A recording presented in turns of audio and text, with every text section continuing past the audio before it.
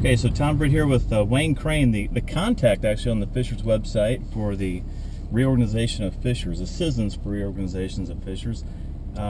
Wayne, how did we even get this on the ballot to begin with? I mean, how did this all come about? Well, it actually started with a group of citizens in Fishers that thought the town was just getting too big. There were just too many of us. And it made sense to gravitate towards a city type of structure. And they made an attempt to get a referendum on the ballot and could never get enough signatories to get that on the ballot. So it ended up failing. We got here today, long story short, through a number of maneuvers, we finally got to a referendum on the ballot, and that's what we'll see come November 6th. November 6th. And so what is the referendum for? We heard about the city-town thing. What is the referendum all about?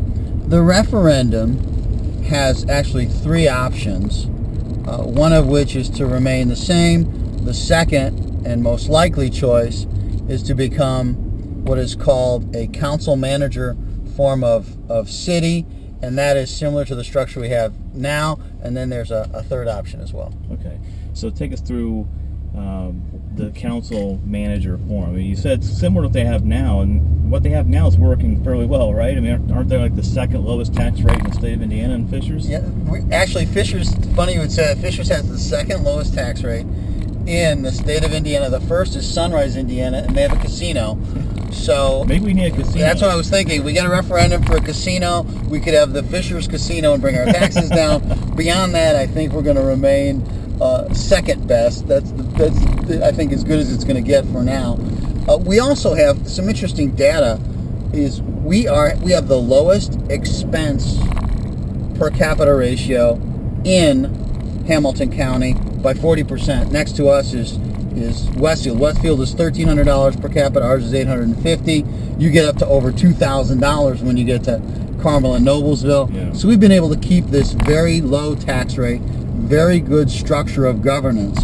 And so to answer your question, we feel that our objective is to keep that council manager form of governance. What a lot of people don't know is 48% of the cities larger than 3,500 in this country are governed by a council manager form of governance. But it's been fairly recently, wasn't it 2006 that Indiana passed the legislation that allowed this type of a merger type thing to happen? I mean, explain what happened in 2006 and what Zionsville tried to pull off and kind of what we're looking to do here in Fishers. In 2006, the state legislature passed what's known as the Modernization Act, and so our form of governance is somehow called a modern type of governance system. It's really council manager. 108-page legal opinion with attachments that indicates doing it this way. It's a very effective opinion, very well written opinion, which indicates doing it this way will actually save the taxpayers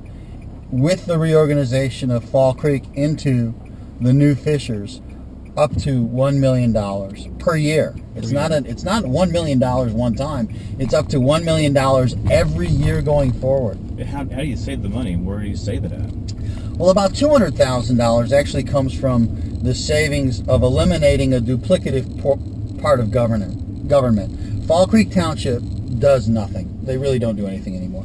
They have contracted with the town to do everything from police protection to fire protection to maintaining the cemeteries. Everything is being done by the town for Fall Creek Township except poor relief, and that can easily be moved into the town. There's two people that manage that, and they just move to the town, and all the food moves, and it's easy to do. So the savings from doing that, they don't have to pay attorney's fees. They don't need an accountant anymore. They eliminate a lot of costs. It's about $200,000. The second piece is by eliminating Fall Creek Township and beginning with a new city of Fishers, you can then move the fire and police departments off of the Social Security rolls and onto the state pension program.